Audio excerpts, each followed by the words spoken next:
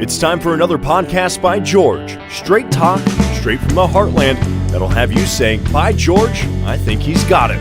Now, here's George. Hello, hi, how are you? Welcome to Podcast by George. Well, we're still here. The world turns. We're post-election. This is my first podcast after it appears Joe Biden has won the 2020 general election. They haven't called it yet, but the path looks clear for him to win. It doesn't look like Donald Trump's going to win. Exactly what's going to happen next, particularly with Trump in this mix, I don't know. The one thing about it I will say, after all of this with the Democrats, again, it started kind of with the long-form birth certificate with the Republicans and Obama, but the Democrats, after 4 years of trying to delegitimize Trump's election with the Russia-gate and Ukraine-gate and all that kind of stuff, I guarantee you what the Republicans and Trump are going to do, they're going to do the same thing. Only being the Republicans that they are, they're going to get on steroids and do it. It's going to be a much harder ride for us, but you're going to be hearing for a long time that the votes weren't accurate, that the election wasn't fair, that Joe Biden's not the legitimate president. No, my God. This is just the beginning of it. But, and I kind of wonder what we're going to do, because my own perspective is my litmus test, my starting point for picking a presidential candidate this time was whether or not they supported the Iraq War. Well, who was the guy that promoted and supported the Iraq War more than any of the Democratic candidates? Joe Biden.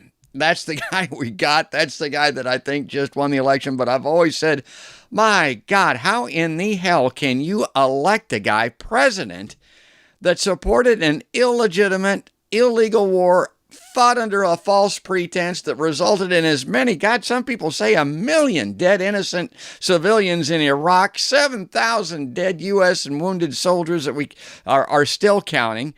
And that's the guy that's getting ready to go to the Oval Office. If that was happening somewhere around the world, we'd say that it's a third country, that it's a banana republic, that they've instilled this warlord as president. But that's what we just did here in the good old U.S. of A. And I just saw an article that really sums up what the path forward might be, and it's our friend Matthew Hoh. It's a great article, and for folks that don't know, Matthew Hoh's a member of the Advisory Board of Exposed Facts. And he really got on the national stage in 2009 when he resigned his position with the State Department in Afghanistan in protest of the escalation of the Afghan war by the fledgling Obama administration. That was 11 years ago, folks. We're still there. He previously had been in Iraq with the State Department team and with the U.S. Marines. He's a senior fellow with the Center for International Policy. I love that introduction. Matt Hoh, welcome back to a podcast by George. Thanks, George, for having me on. Well, let's get to this article that you just authored, and we can talk about any number of things, and the way you want to weave around this and with the election is fine with me. But the title was Third Party Now for 2024, and the opening paragraph is what I've been saying on the podcast, and man, this nails it, folks. Matt says, regardless of the final results of the election, for hundreds of millions of Americans, things aren't going to change. Are you thinking things are going to change, folks? I got news. We just elected the biggest status quo candidate probably in the election. He's more status quo than Donald Trump in some respects, but definitely among the Democratic candidates.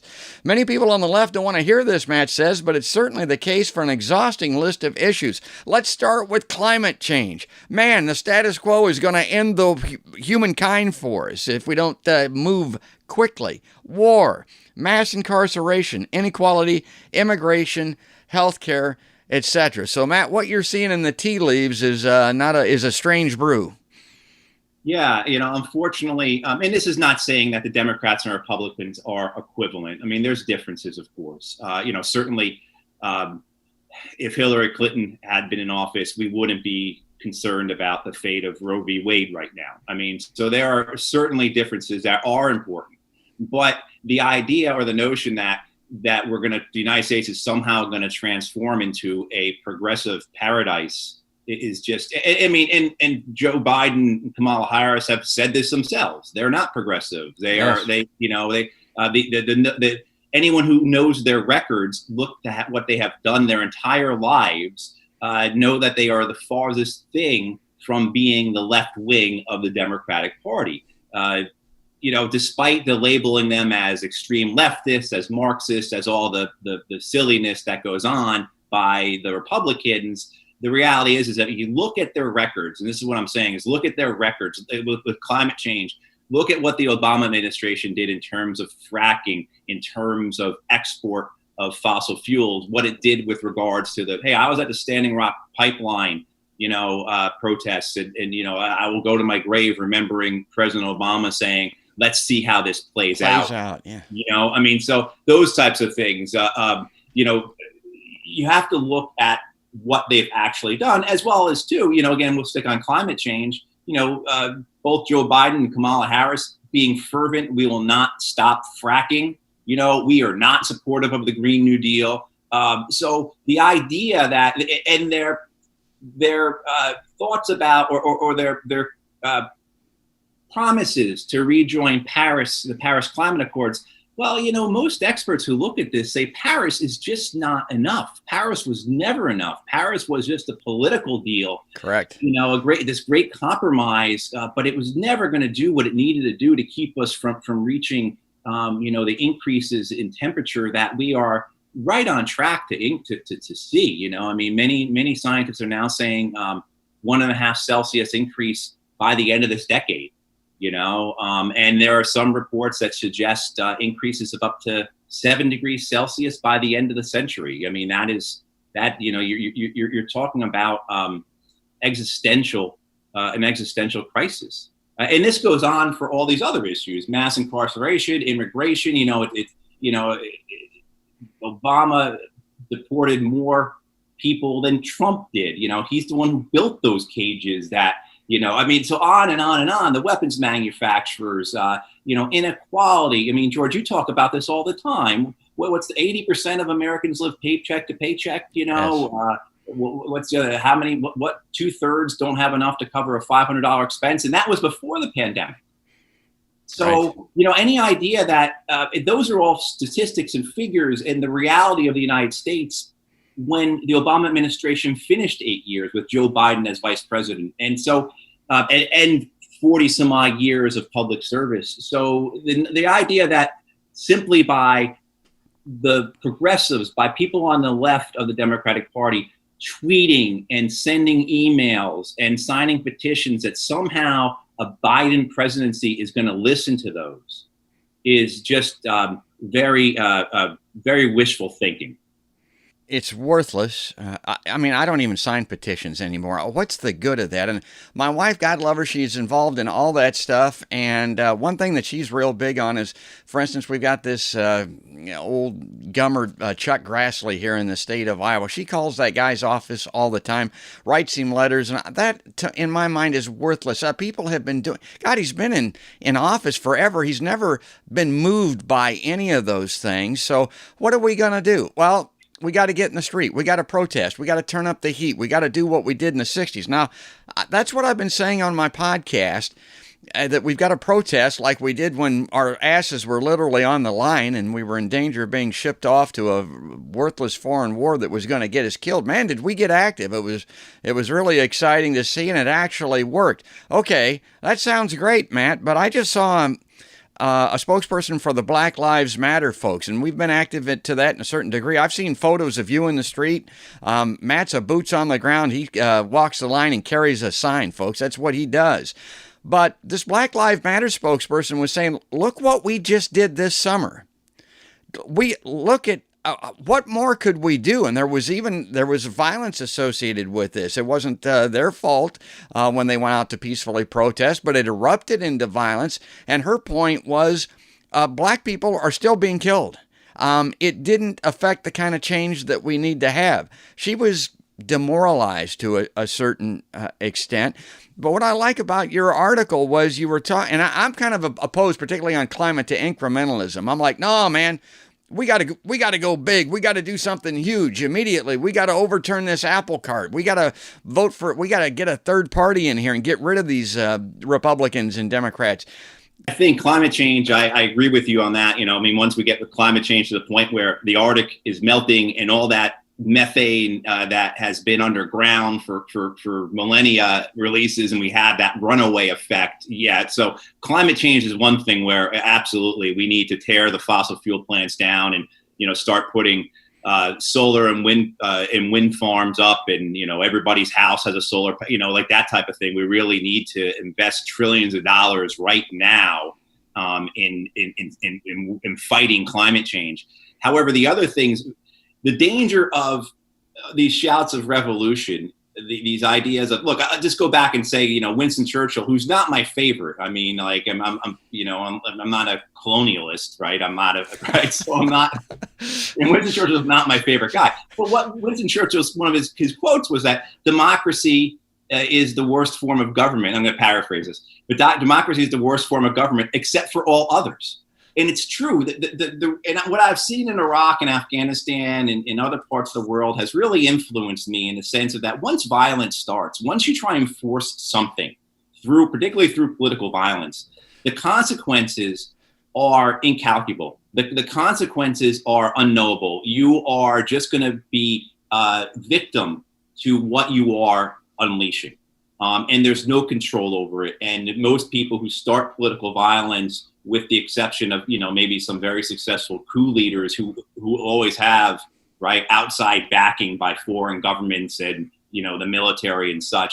But the idea that somehow you're going to tear things down from the streets, it's just not going to work the way anyone expects. And you don't see it happening either. Black Lives Matter has been successful in a number of things in terms of getting promises from some state and local governments. But in other places, they've not been able to get the support.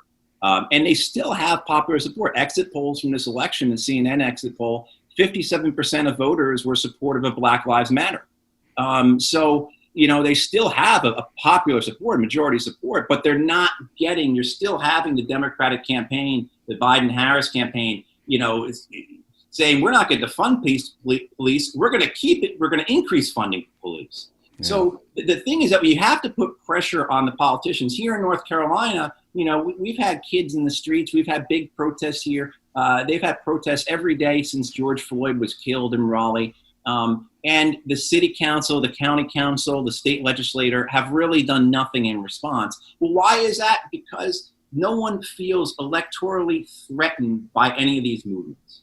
So unless you are serious about punishing those you're voting for. So if you cast a vote for Joe Biden, I think this is where I'm getting at with my essay.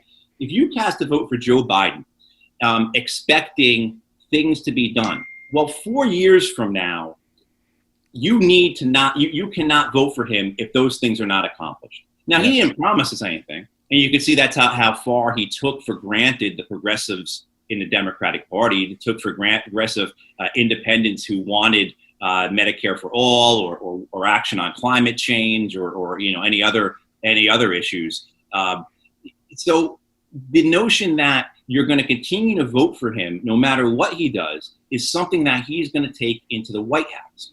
So unless there is a real alternative to him, unless he is afraid of losing in a primary, or that there is going to be a third party in 2024 that would take away a sizable portion of his votes, say do what Ross Perot did to George Bush in 1992, Joe Biden and Kamala Harris are going to follow the actions of their past. They're going to act just as they always have. And who are they going to serve? They're going to serve their donors. They're going to serve the people that they've always served. So for Joe Biden, that's going to be the banking and the credit card industries. He's going to continue to have this aggressive foreign policy where there's never going to be a war that he's not going to support, because he's going to want to uphold the idea of the imperial presidency. That's what happens to these guys all the time when they come into office. I mean, for all of Barack Obama's rhetoric, for all of Donald Trump's rhetoric about being anti-war, both of those guys have done nothing but drop more bombs than anyone previous, right? They've done nothing but kill more people. So Joe Biden will, of course, follow that path unless he is made to be afraid for his seat, unless he has the very real fear that, say, Lyndon Johnson had in 1968 that kept him from running, right? He just couldn't do it. I mean, I think there's a lot more to that, but the idea was that he wouldn't be able to win because so many people were angry with him for, among other things, the Vietnam War. Well, it's the misery index as well for these folks. They're fearful of losing their seat. But nobody does, and LBJ was maybe the most miserable politician that ever sat in the White House. My God, the misery that man felt. And that's what you have to visit on these politicians to get them to change their way of thinking. And when you talk about Joe Biden, Kamala Harris, and people like that, I'm reminded of that cornball old song by Jefferson's Starship. We built this city. This world that we have, that we started off talking about with this inequality and the fact that people are living paycheck to paycheck, and the homeless population that we have, the 7 wars that we're involved in around the world, including the never-ending Afghanistan war that Matthew resigned because of. That was all built by Joe Biden. That's his world. I mean, he can take pride in the fact that we have 800 military bases around the globe surrounding and strangling these nations, these killer sanctions that we've imposed. And of course, the prison population that's exploding with 70 and 80% in Black and Latinos. That's the crime bill that Joe Biden wrote. I mean, this world that we're living in, that we're kicking and screaming about, was largely a construct of the guy that's now sitting in the White House. And to think that he's going to, tear down the dollhouse that he built is absolutely insane. Well, Matt, I really appreciate you coming on the podcast today. I also wanted to get kind of to your post-election analysis here. I know you've been studying the polls. They were open to interpretation going in, but it looks like they missed it again. A lot of people were predicting a Biden landslide going into this election. How do you now? The thing that people are looking at now is exit polling. What are you seeing in exit polling? Well, I think it comes back to, and George, is something you talk about all the time, how popular many of the progressive initiatives, such as Medicare for All, are nationwide. You're seeing this in the exit polls. In the sense of it's been widely lampooned by Jimmy Dore, by Krista Ball, by probably the Huffington Post, others. Fox News had exit polling on that showed that, and this is the Fox News exit poll, that 72% of voters want government-run health care or some form of government-run health care, right? 70% of voters want an increase in government spending on green power or on renewable energy, and 72%, when asked what should we do with these with illegal immigrants, they say we should have a pathway to citizenship. This is, so you've got a Fox News exit poll that's saying almost 3/4 of America wants action on climate change, real government action, wants government health care, and wants immigrants not to be deported, not to be thrown in jail, but to be given a way to become citizens. And you see this also too in some of the ballot initiatives that went across the country, particularly in red states. So marijuana legalization was on the ballot in 5 states. It passed in all 5 states, and only one of those states was a blue state, New Jersey. So marijuana legalization passed in South Dakota. It passed in Mississippi. It passed in Montana. No one's confusing those states with like hippie leftist, communities. Right. As well as the 5th state was Arizona, which only recently is which is actually now in the midst of this battle. It's such a close, you can't call it a blue state because it hasn't, it's still back and forth at this point. There's other things. With Florida, a red state, they voted to increase the minimum wage to $15 an hour. So you're having a lot of, there's some other odd ones out there too. Utah, which you think Utah, conservative, religious. Oh, yeah. Plenty of dry counties in Utah. People in Utah just voted to amend their state regulations and laws and everything to use gender neutral terms, right? So this fear of go Utah. Yeah, right. This fear of progressive. This fear of, and there are other ones that, Colorado passed paid family medical leave. Oregon decriminalized hard drugs completely. So if you get arrested for cocaine use or cocaine possession in Oregon, you're going to pay $100 fine or have to do like a health a checkup, kind of go see a drug counselor. You know what I mean? So there are lots of efforts being done across the country, including in red states that are progressive in nature, that are being embraced by the voters of both sides and are winning. And I think the danger, one of the things I saw was that, and Biden improved on Hillary Clinton on this. But when you look at households that make less than $100,000 a year and households that are union households, Joe Biden only got about 55% of those voters. Right? So you're talking about people who are voting against their interests, right? Union members who are voting for Trump. My God, that man, he's not going to be the person who's going to put the nail in the coffin. He's going to pour the gasoline on it, to get rid of the unions. But you have almost, you have 45% of union households voting for Trump. So it comes to me, it's just that the Democrats are not giving people options. And we've seen this, right? Both men in this election received about 5.5 million more votes than in the previous election. So, there are plenty of people who didn't vote for Trump in 2016 who, for some reason, feel that he is doing a good job. He is providing them with things. He is living up to his promises, whatever, they believe.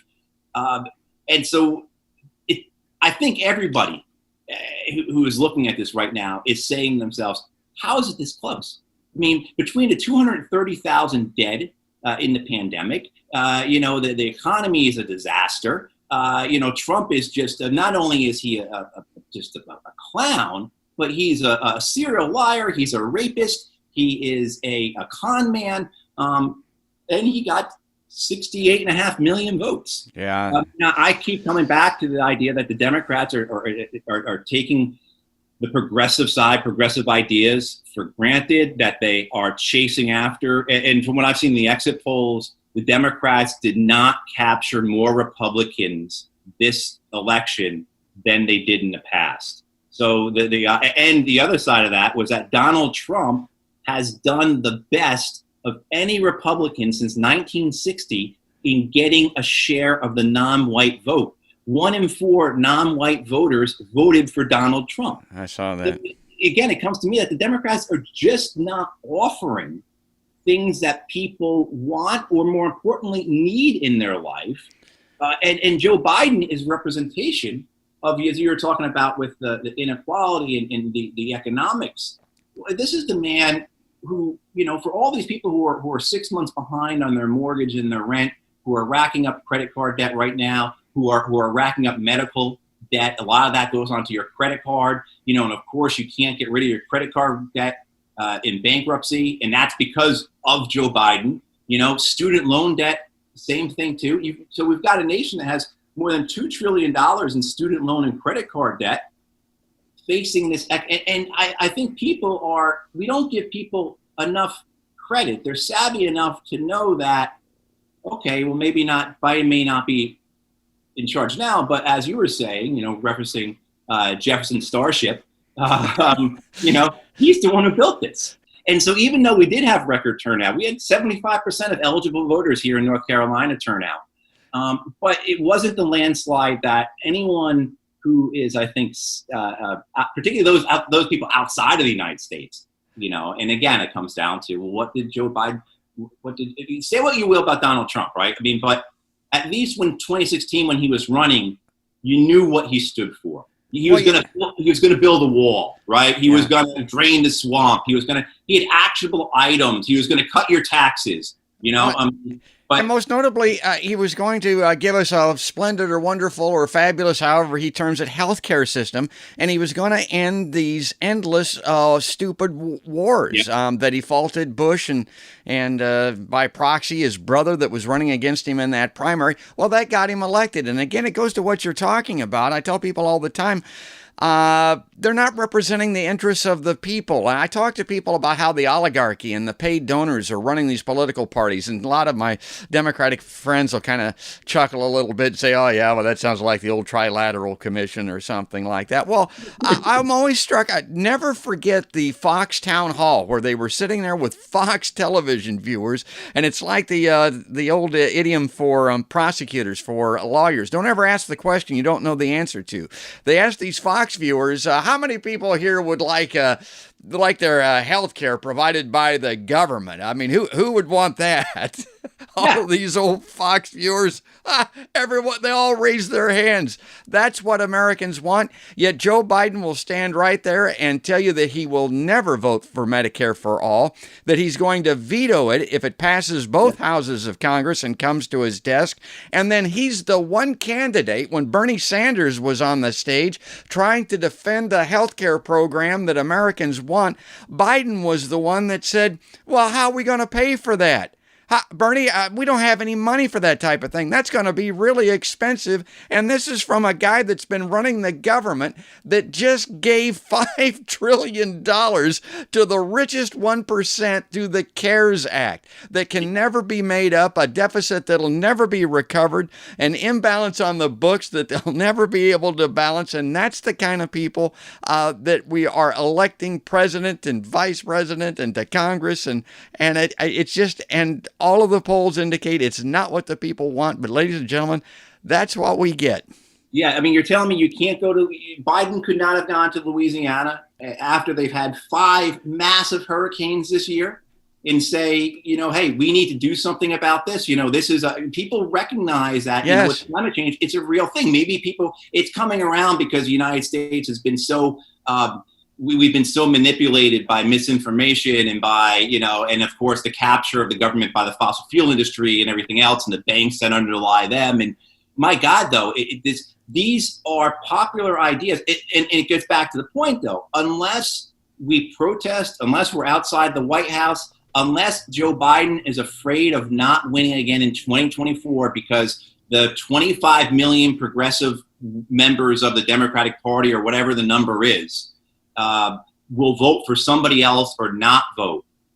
And that's the thing about this third party, is that it doesn't need to actually be on the ballot line in 2024 to be successful. It just needs to be a real presence that will force the Democrats to, because that's how it's worked in most of American history, where you've had a third party do well, become popular, and then one of the main two parties assumes them and takes over their ideas. And that has proved successful in a lot of ways. I mean, certainly I think the best example is labor rights, in the end of the 19th, beginning of the 20th century. Yes. A lot of what was done by the progressive parties, the populist parties. Like communists even, for God's sake, back then. And you're exactly right. It's always policy and program driven. It's not personality driven. Suffragette movement. I mean, that got a successful third party going that got women the right to vote. And that's how it has to come this time. And climate would be a perfect example, as this calamitous situation continues to accelerate around the world. If you have a third party that's built around an issue, around a program, around a policy,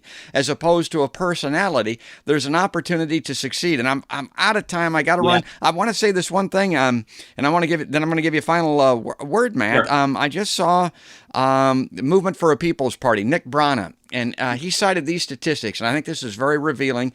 And it reminds me, I talk about music all the time on the show. It reminds me of Bob Dylan and the times they are a changing. My generation, we got to shuffle off to Buffalo. We're going to do it one way or another, just aging out if no other way. But the point that Nick Brana made is that 60% of every age group under the age of 65 wants a third party. It's only the gummers that are clinging to the ways of the past and the party affiliations that they've had their entire life, and the boomers that continue to hold on to the reins of power in this country that are preventing that from happening. So time is on the side of a third party coming to have a significant role in our government and maybe getting things changed, because the two parties that we have right now, their primary goal is status quo and the moneyed interests that serve that. Matt, last word, pal.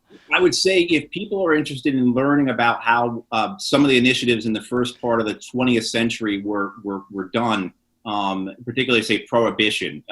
Watch on PBS. There's a special they did 7, 8, 9 years ago on prohibition. Watch the first episode of that, and that is about how they actually created this movement, how they got America to give up drinking. Right? I mean, you talk about something that you did what? You know, I mean, but there was a real political process behind that. They were very savvy. They teamed up with people who were interested in income tax and the Federal Reserve. They teamed up with people who wanted to build a bigger military. You know, they found allies. You know, and they took away America's drink for what, 10, 12 years, right? 12 years, right? Yeah, 13 years or however long. You know, so I mean, things are possible to do, but you've got to be really ready and willing to take the step. Yes, everybody keeps saying that they want a third party, but are you willing to do that? Are you willing to actually take a part in that and be a person who puts yourself out there and says, I am going to do this and this is how I'm going to vote? We saw this year that third parties, in 2016, the third parties got about 6 million votes. This year, they only got about 2.5 million votes, and I'm sure there's a lot of different reasons for that. But, you know, again, people, if Joe Biden is not doing what he needs to do to fix this country and this planet, you have to vote him out of office, no matter how terrible the alternative is. And then we can get into discussion maybe sometime other about that, because I think I think Donald Trump is going to leave office. I think he's going to use his lawyers and everything, but he isn't going to be. He's not the kind of man who's going to be willing to be arrested on January 20th by the Secret Service for trespassing. He doesn't have that kind of guts. He's got television guts, so he's willing to put himself out there for that, right? I mean, so he's not going to. Yeah. And also, too, the benefit, he can start his MAGA TV. He's got this ready-made narrative of, oh, I've been robbed, righteous. We got to achieve our justice. We got to get our, you know. And also, too, I think his son really wants it as well, Don Trump Jr. So 2024, we're going to see, I believe, just as heinous. And I go into this in the essay about how I believe the parties are going to shift. And this is why there will be opening on the left for a party that will also bring in people who voted for Trump. Because I believe that there are tens of millions of people who've been voting for Trump because they are economically desperate.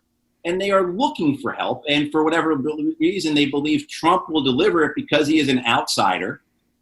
You know, we know that's just not true, but these are desperate people who need something. They're not all racist. They're not all suckers. They're not all, hillbillies and whatnot. They're your friends and relatives, for one thing. Yeah. And 1 in 4 non-white voters voted for Trump. So he's appealing to a lot of people. And this thing is not over. I mean, and we're going to see whether or not his gambit with the Supreme Court, how that's going to play out. But three of the justices were on the Bush 2000 Florida legal team, right? I mean, like this is. I don't think this is over, anytime soon, unfortunately. Well, and be open to a third party, and look at this article in Counterpunch, third party now for 2024. That's just Matt's most recent article. Now, for people that want to look at this, and they also want to follow you, Matt, and I do it on Facebook, and I've got one of those Google alerts so that I can see when you're appearing on the web. What's the best way for people to follow Matthew Hoh? Facebook. I've got a website, MatthewHoh.com, but I'm very lazy about updating it. So Facebook is probably the best way. I don't do Twitter. And so, yeah. And then also too, my think tank has a page at the Center for International Policy. And then I write, when I do publish something, it's at Counterpunch, and I encourage people to regularly view Counterpunch and to become a paid subscriber to Counterpunch, because it offers a type of media that, we desperately need right now. All right, there's the URL for Counterpunch. People can follow that. And folks, if you again, Matt, thanks again for coming on Podcast by George. Yeah, it's great. I mean, that's a kindred spirit there. I mean, I think just we're just alike on so many things. We're so apart in age and experience, but I mean, honest to God, we think alike. Folks, that's Matthew Hoh, and if you like Podcast by George, please follow us on Facebook and YouTube. Subscribe to us on YouTube. You can get us we're on Twitter, although I'm not a big Twitter guy anyway. I'm kind of like Matt on that. That's a 280-character sissy slap fight. That's what I tell folks. But that's going to do it for today. That's going to wrap it up. That's another podcast by George.